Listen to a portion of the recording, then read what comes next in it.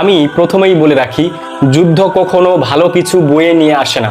এই যে পাকিস্তান এবং ভারতের মধ্যে যে যুদ্ধ লাগছে, এই যুদ্ধটা আসলে কতটুকু ভালো কিছু বয়ে নিয়ে আসবে, ভালোটার থেকে আমার মনে হয় খারাপটাই বেশি কিছু বয়ে নিয়ে আসবে। এই যে অনেক মানুষ মারা যাবে। তো আমি আজকে সোজা বাংলা ভাষায় কয়েকটা কথা বলতে চাই। আমি কোনো রাজনীতিবিদ না বা আমি কোনো গবেষক না, আমি আজকে সোজা বাংলা ভাষায় কয়েকটা কথা বলতে চাই। আপনারা পুরো ভিডিওটা শেষ পর্যন্ত দেখবেন। পাকিস্তান এবং ভারতের মধ্যে যে যুদ্ধটা যে লাগছে, এই যুদ্ধটা লাগার কারণে আপনারা একটু ভাবেন, এই যুদ্ধটা লাগার কারণে দেখবেন ভারতের মানুষ এবং পাকিস্তানের মানুষ একটা আতঙ্কের মধ্যে থাকবে। বিশেষ করে সীমান্ত নিকটবর্তী যেসব মানুষজন আছে, যাদের বাড়িঘর আছে, ওরা একটা ভয়ের মধ্যে থাকবে যে কখন যে বোম এসে পড়ে, কখন যে একটা মিসাইল এসে পড়ে, তাদের বাড়িঘর ভেঙে যায়, কত মানুষ মারা যাবে। ভারতে প্রায় 150 কোটি মানুষ এবং পাকিস্তানে প্রায় অ্যারাউন্ড 20 থেকে 25 কোটির মতো জনসংখ্যা। তো দুই দেশের মধ্যে দুই দেশের প্রায় 170 কোটি জনগণ। এই 170 কোটি জনগণ একটা আতঙ্কে থাকবে যে কখন যে একটা মিসাইল এসে পড়ে, কখন যে একটা বোম এসে আমাদের বাসার মধ্যে পড়ে, আমার ছোট বাচ্চা মারা যাবে, বয়স্ক মানুষ, বৃদ্ধ মানুষ মারা যাবে, যুবক যুবতী মারা যাবে। দেখা যাবে যে কত মানুষ মারা যাবে। এই যে 170 কোটি জনগণ দুই দেশের মধ্যে, কত মানুষ মারা যাবে। এবং কি দুঃখের বিষয় হইল, দুইটা দেশেই পারমাণবিক শক্তিধর রাষ্ট্র, দুইটা দেশেই তো পারমাণবিক শক্তিধর দেশ। তো দেখা যাবে যে যুদ্ধটা যদি খুব কঠোর পর্যায়ে লেগে যায়, দেখা যাবে যে পারমাণবিক বোমা যদি পড়ে, পারমাণবিক বোমা পড়লে তো দেখা যাবে যে দুইটা দেশের একদম অর্থনৈতিক একদম মেরুদণ্ডহীন হয়ে যাবে, অর্থনীতি একবারে ভেঙে পড়বে।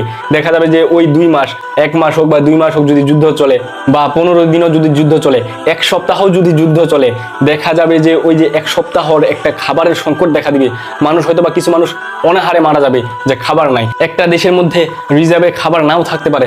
দেখা যাবে যে তখন মানুষজন 1 সপ্তাহ যুদ্ধ চললো বা 15 দিন বা 1 মাস বা 2 মাস যুদ্ধ চললো, দেখা যাবে কি খাদ্য সংকটের কারণে অনাহারে অনেক মানুষ মারা যাবে।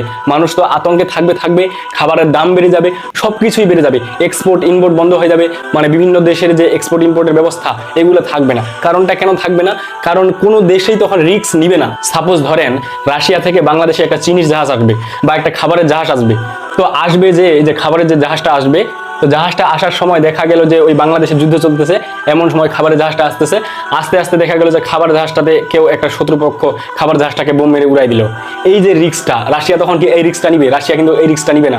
বা আমেরিকা থেকে একটা জাহাজ আসতেছে, খাবারের একটা জাহাজ আসতেছে বা একটা তেলের জাহাজ আসতেছে, ওই সময় দেখা গেল যে তেলের জাহাজটাতে যারা পাঠাচ্ছে তারা একটা ভরসা পাবে না। কারণটা হচ্ছে এ কারণেই ভরসা পাবে না যে ওই দেশের মধ্যে যুদ্ধ চলতেছে।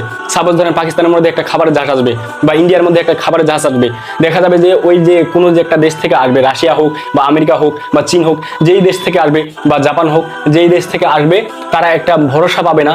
তারা একটা ভয়ের মধ্যে থাকবে যে আমরা যে খাবারের জাহাজটা পাঠাচ্ছি, এক্সপোর্ট যে করতেছি বা ইম্পোর্ট যে করতেছি, আসলে কি মালটা কি ওদের দেশে যায় পৌঁছাবে, বা ওই দেশ থেকে মালটা কি আমরা কি এই দেশে আনতে পারবো? কারণ শত্রুপক্ষ যদি আমাদের জাহাজটাকে বোম দিয়ে উড়াই দেয়, মিসাইল মেরে উড়াই দেয়, বা ধরেন উড়াইলো না, বোম মেরে উড়াই দিল না, ভুল করে যদি একটা বোম বা একটা মিসাইল ওই জাহাজের মধ্যে যায় পড়ে, তখন দেখা যাবে যে ওই জাহাজটা ধ্বংস। তখন এই সময়, এই জন্য যুদ্ধের সময় কোনো দেশই রিস্ক নিতে চায় না, কোনো দেশই দেখা যায় যে এক্সপোর্ট ইম্পোর্ট বন্ধ রাখে।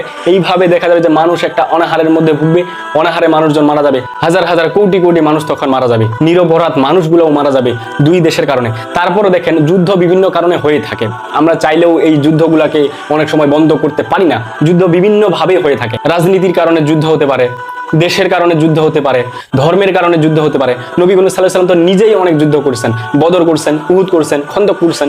এরকম যুদ্ধ বিভিন্নভাবে হতে পারে, নিজের দেশকে হয়তোবা রক্ষা করার জন্য, হয়তোবা নিজের ধর্মকে রক্ষা করার জন্য, হয়তোবা কোনো রাজনৈতিক স্বার্থের কারণে, এইভাবে বিভিন্নভাবে যুদ্ধ লেগে যায়। আমি যে একটু আগে বললাম নবী করিম সাল্লাল্লাহু আলাইহি ওয়াসাল্লাম নিজেই যুদ্ধ করেছেন, এবং তিনি যেই দেশে জন্মগ্রহণ করেছেন মক্কা শরীফে, মক্কা শরীফ থেকে তার কাফেররা, বেদিনরা তাকে হিজরত করতে বাধ্য করেছে। তিনি মক্কা থেকে হিজরত করে মদিনায় গিয়েছেন।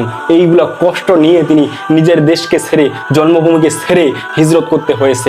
তো এইভাবে যুদ্ধ অনেক সময় প্রয়োজন পড়ে বা যুদ্ধ করতে হয়। এই যে পাকিস্তান এবং ভারতের মধ্যে যে যুদ্ধ লাগছে, তাদের মধ্যে যে যুদ্ধটা যে লাগছে, এটা কিন্তু একটা দেশের কারণে যুদ্ধ, সীমান্ত নিয়ে তো তাদের যুদ্ধটা লাগছে। তো এরকম বিভিন্নভাবে যুদ্ধ লেগেই যায়। যেমন বাংলাদেশের সাথে মায়ানমারের একবার যুদ্ধ হয়েছিল 2007 সালে, নাভ যুদ্ধ।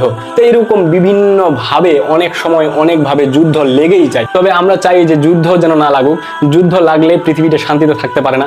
ইসরায়েল এবং ফিলিস্তিনের মধ্যে একটা যুদ্ধ চলতেছে, রাশিয়া ইউক্রেনের মধ্যে একটা যুদ্ধ চলতেছে।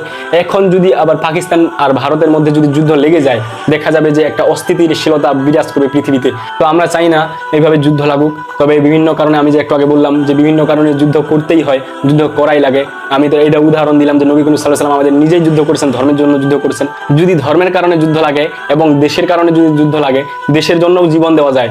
দেশের জন্য অনেক সময় দেশকে রক্ষা করার জন্য নিজের জীবনটা দিয়ে দেওয়া যায়।